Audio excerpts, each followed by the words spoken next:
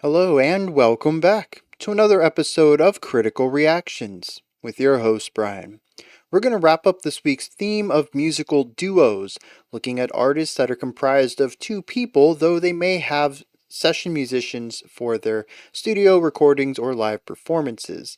Today we're going to be looking at CocoRosie, a group that I've never heard of before. We're going to be looking at a live performance of their song called Fairy Paradise. This video was released in 2010, probably later once I look up the lyrics. I'm going to check out when they came out, just because they seem to be a bit older, but like I said, I don't recognize the name. Let's dive into this and see what CocoRosie is bringing to the table today.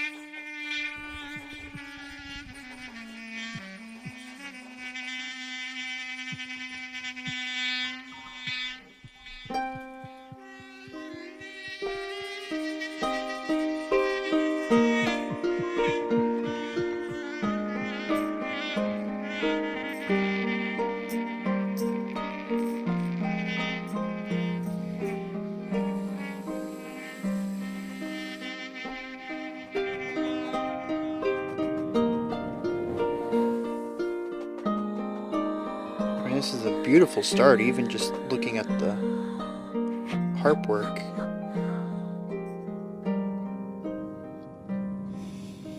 He draws near the periphery, in disbelief found delivery. Came child from the deep inferno, crusty head of lead volcano, hard this crow with brittle beak. Very Joanna Newsom. Lilac dust of a woman's hair, a wooden cars of paper, wherever somewhere her body lay. A sack of feathers, a pile of hay, a mushroom for an eyeball, a mustache from the snowfall. Worms weaving with very square dance, queens weave wigs with eyelash. Trance music makes the fairies dance.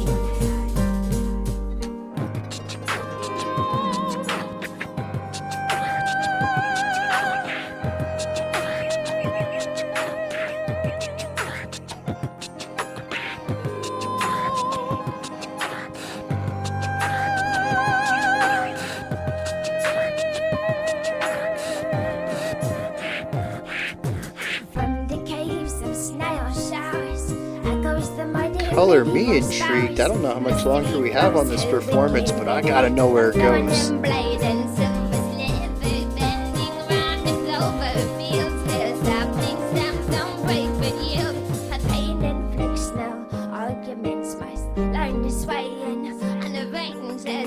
She makes her final passage after humans long have rabbits.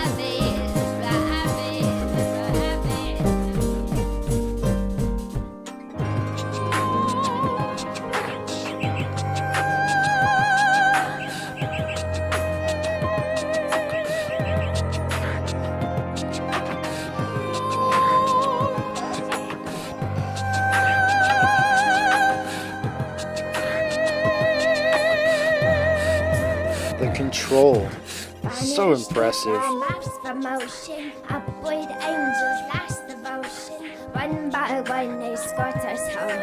Leave the elementals free to roam, to bathe in the last of oceans. Farm to beach calm, the nuclear debris, our plastic toys and our metal trees.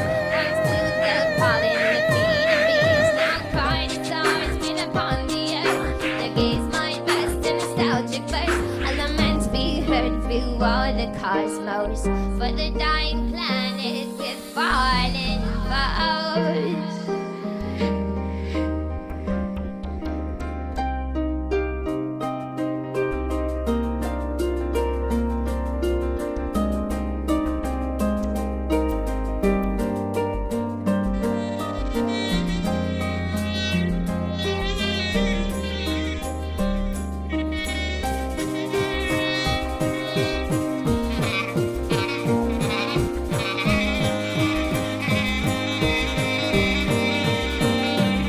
love the way this is all coming together.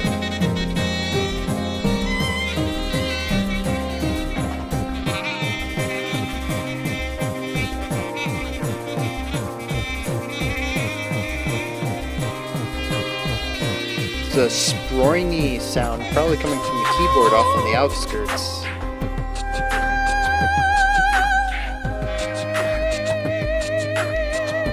Just like out of nowhere, just like groovy halftime beat.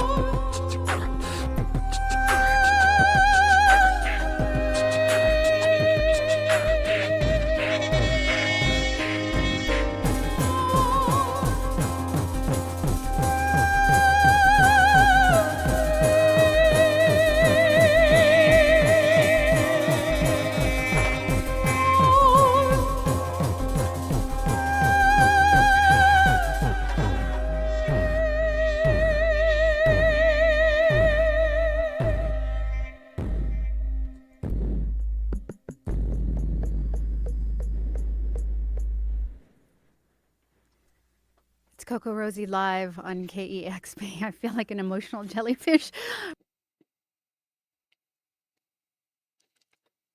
Yeah, dude. Okay, I'm definitely looking more up about this group when I hit the lyrics. If not then I don't know, maybe after I turn the video off. There's just like, what? Alright, so we have two percussions, one playing a smorgasbord of auxiliary percussion stuff. I thought it was interesting too, the cymbal was being played on a surface with like a cloth under it to sort of mute it. But yeah, drumsticks, but not a drum kit. We also have the beatboxer adding a second series of percussive sounds. We have a pianist playing keyboard and other stuff. I didn't get a good shot at what the other device was. There's definitely a keyboard, and then off to the left of it, outside of the scenes that he was depicted in, there's another box that he has his left hand on. I never quite caught a glimpse of what that is.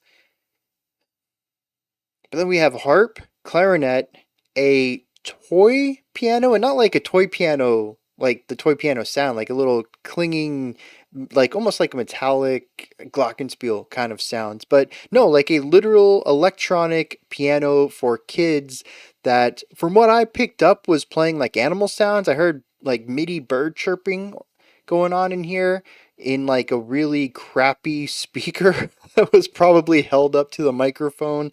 It's kind of an ingenious thing right there. I mean, it could have just done samples. Could have just had a drum pad somewhere to play a sample on. And nope, no, they use this specific sound from a toy, a literal toy. And then the two vocalists. One was like spot on Joanna Newsom impersonation. Is wild how much she reminded me of Joanna. And then the other is just straight up operatic singing. Such a diversity in timbre, in style, in delivery, in feel, and emotion. It's a very eclectic group of instruments right from the start. Just listening to some of these sounds, I'm already put into a very new space. It is a fun combination of digital and acoustic, of traditional and non-traditional instrumentation, and there's something very charming about all of this. And I mean, that's just like surface level, what's the sonic properties of this song? We also have to like look at the other part of this, which is like the composition, the atmosphere, chord progression. For as wild and eclectic of a group of sounds that this is, it all gels really well. Like having that halftime beat on the drumstick percussion with this heavy emphasized beatboxing bass attack and the operatic vocals and the wild reverb and delay driven clarinet stuff with the arpeggiating keyboard stuff going on behind it.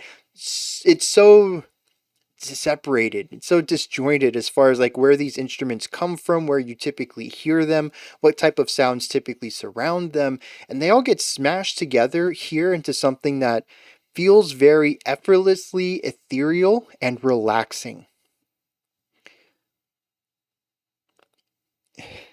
What I find just absolutely amazing about it is how they landed at this part. Like if I was ever commissioned to write a chill, relaxing sound with, I don't know, even just given that arpeggiation in the background, like you have to include this, put whatever else you want on top of it. I would never in a million years have landed on this eclectic combination of instrumentation. And the thing is too, like it is a calming sound. Part of that I think is just from the lengthy, wide vibrato operatic stuff. How clear that tone is, the dynamics of it starting off small and going up louder and then bringing it back down. It's this rising and falling action that just feels very comfortable, like waves coming in, just rising, cresting, and falling again. It's just a very natural movement. But under it, you have this halftime, almost groovy drum beat. You have this aggressive beatboxing. The clarinet, I honestly don't know what's going on with that half the time.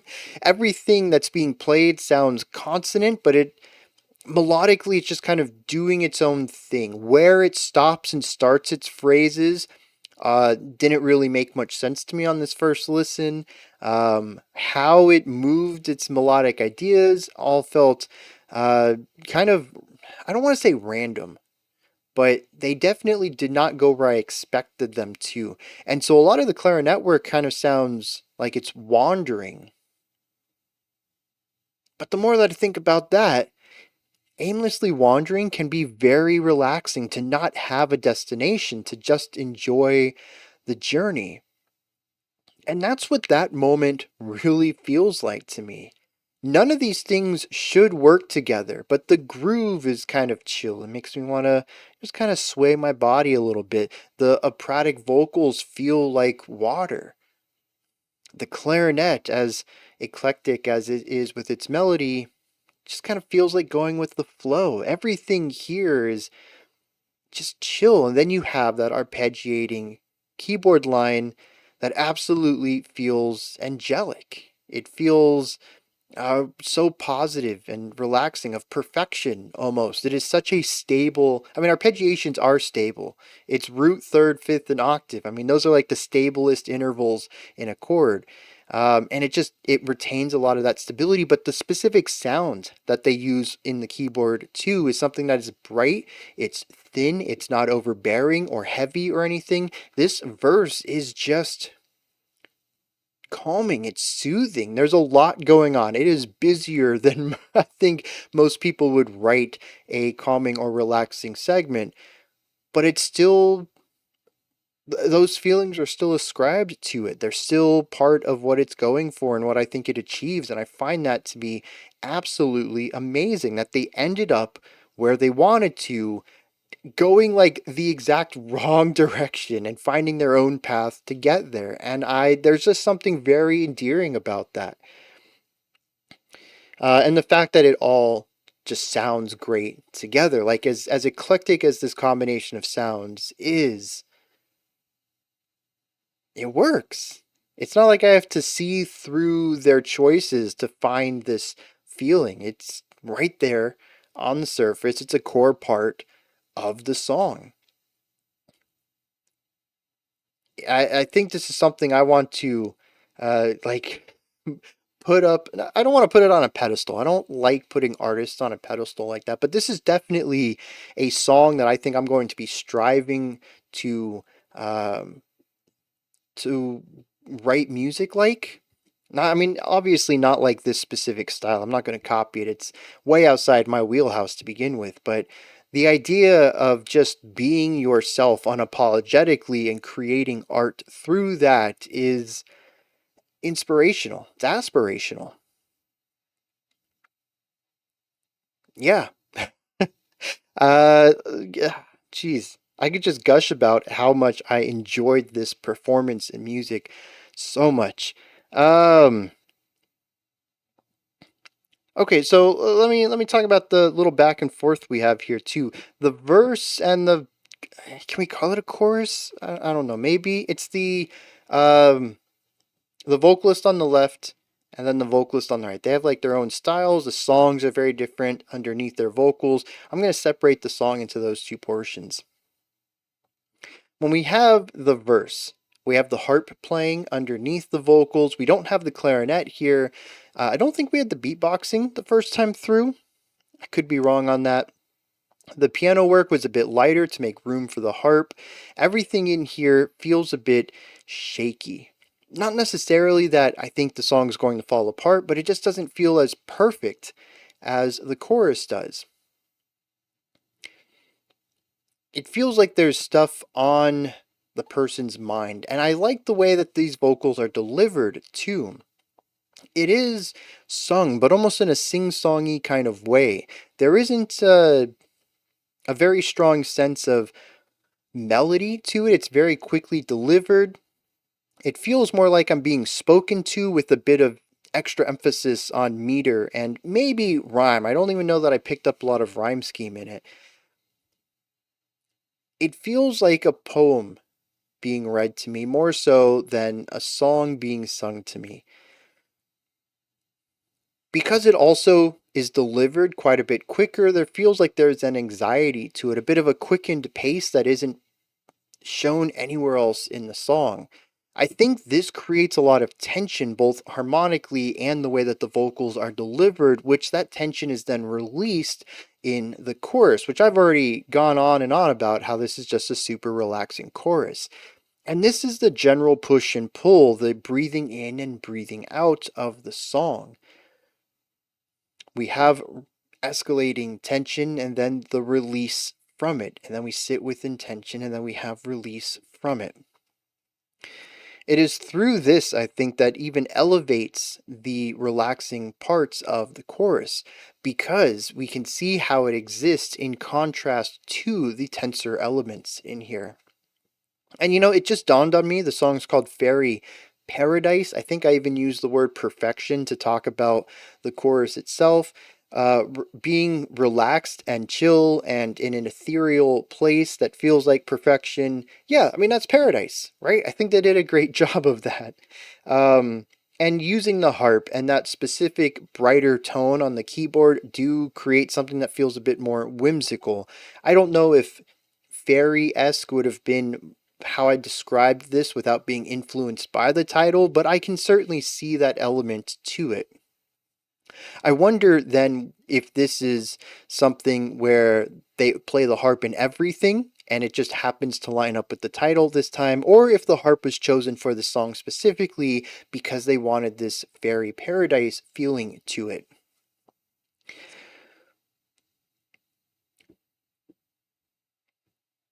I don't think there's anything. I mean, we talked about the verse, the chorus. We talked about the instrumentation, emotion, atmosphere. I think that's everything. I was very concise today. Usually it takes me a lot longer to cover all of these topics. I just kind of got them all done in one group. Everyone's in here. Everyone in here is quite talented. The vocals sound great from both vocalists. The instrumentation and the performance of them was awesome. And just like I said, it's an eclectic group of sounds that works so well and puts such a unique spin on this song that it's one of those performances that's just going to stick with me. Like, 6 months down the line, we'll be listening to a band with an eclectic group of instruments, and my point of reference is going to be CocoRosie. And I'm going to reference back to this reaction. I'll put a little link up in the corner. Hey, that song I'm talking about, you can go check out my reaction to it. This is one of those songs. I already know it. It's just going to get stuck in my head. And it's going to be my go-to parallel for this kind of performance and this kind of surprise. It's fantastic. Let me check out some lyrics to this, and then we're going to wrap this video up. All right, the language used here is enthralling. I'm not going to say that I understood most of it, but just listening to the series of words and the sort of pictures they were painting in my head, I just wanted to get to the next line and then the next line. I was actually kind of sad when I was finished reading the lyrics, and I went back and read them again, as I always do. And again, I don't think that I really came to a strong conclusion about what it's about, but I just really enjoy the strings of words here. I mean, listen to this, the very first few lines. He draws near the periphery, in disbelief on delivery, came child from the deep inferno, crusty head of dead volcano. Heartless crow with bittle breek, wooden leg, too shocked to speak, lilac dust of a woman's hair, a wooden cross, a paper prayer, a stone where her body lay, a stack of feathers, a pile of hay, a mushroom for an eyeball, a mustache from the snowfall. It just has a really nice cadence to it. The rhyme scheme is easy to follow. It's basically A, A, B, B, C, C, D, D. Just every other line rhymes with the one before it. And it's painted with so much metaphor. Like I said, I don't know what most of it means. What is this? He draws near the periphery. So someone is coming to the outskirts of something. And I guess what he sees here is all of this, a child in a volcano, and a crow with a weak beak, a stone where a woman's body lay, a stack of feathers, and I don't know, he just sees a bunch of stuff. From here, we sort of focus more on the nature of this place. It says worms weave a ring where fairies square dance. Queens and kings fairies weave wigs with eyelash. Trance music makes the fairies dance from the caves of snails' shells. Echoes the utter medieval spells. Mystery flows her wicked river of thorn and blade and silver sliver. Bending round the clover fields, their sapling stems don't break but yield. It paints a picture of a beautiful little paradise, as the song title talks about. A place where the fairies can be. Their music makes them dance. They live in little snail shells. That there's rivers, both of water, but of also of thorn and blade and silver. It talks about the trees, how they don't break, but they do yield, particularly to probably the wind. It says, as earth she makes her final passage, after humans long have ravaged, vanished with all maps of motion, upward angels' last devotion. So all the humans are gone at this point. And we do bring up that the her, possibly the her that was mentioned early on in the song, is Earth. So after all the humans have left Earth, it says, to leave the eternals free to roam, to bathe in the last of ocean's foam, to beachcomb the nuclear debris, our plastic toys, and our metal trees. On the perfect day you'll find the breeze once blew the pollen the feet of bees. Now cry the stars where upon the earth their gaze must rest, a nostalgic burst, a lament be heard through all the cosmos of the dying planet with fallen foes. Oh, you know, I'm pretty sure I've said this before. Sometimes just reading the words out loud makes things click better. And I always forget to do that when I'm reading them to myself when the camera's off. And this is one of those cases. Okay, so right here, it says that humans created plastic toys and metal trees. So this is just, the industrial age. This was the beginning of steelworking, of building skyscrapers and all the plastics. And of course, this leads to pollution overall. And it says that when all humanity is gone, when humans have died out on this planet, all this stuff's going to be left behind, and the Earth is going to reclaim all of it. It says, on this perfect day, you'll find a breeze that blew the pollen to the feet of bees.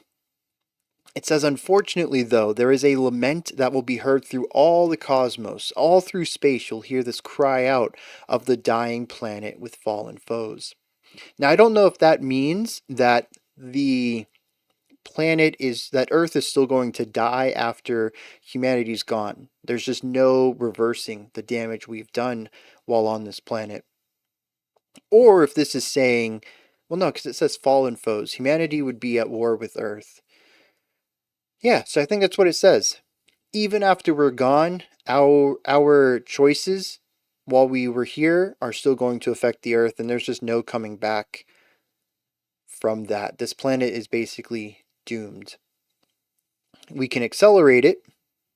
We can try to reverse course, but there's just no getting back to the way it is. Dang, that's kind of a heavy track for such a beautiful song. But yeah, this is anti-industrialization, anti-pollution, just a pro eco track. I can get behind that 100%. Definitely lands on a bit of a heavier note there. A lot of songs are usually where I kind of thought it was going was, after humanity's gone, Earth reclaims itself and heals. But no, they're like the Earth is past reclamation. It's not going to be able to heal out of this one. But the song is just so soothing to listen to. So is the song supposed to be like pre-human? Is that where some of this stuff is? Like looking at the fairies and them existing outside of humanity? And like the song is like, why can't we get back to this? Listen to how beautiful it is. I don't know. I'm trying to like figure out how the lyrics match with the music, because the narrative I got from the music's very different from what I was just told lyrically. But these are my thoughts. CocoRosie's Fairy Paradise. Let me know what you thought of this. If there's anything you'd like to add on to what I said or correct me on, maybe you have your own interpretation of this song, please put any of those thoughts down into the comment section. Above that, in the description box, you'll find a link to Linktree. Takes you here. You can find links to my music, ways to support the channel, a link to the Discord server, and so much more. Above that, if you could, like, subscribe, and ring the bell. I greatly appreciate all three of those. All right, that wraps it up for today. I'll be back tomorrow, though, 5 p.m. Eastern Standard Time, 10 p.m. UTC as usual. Until next time, remember to be critical, not cynical, of the music you listen to, and have a fantastic morning, afternoon, or evening, whenever you choose to watch my videos.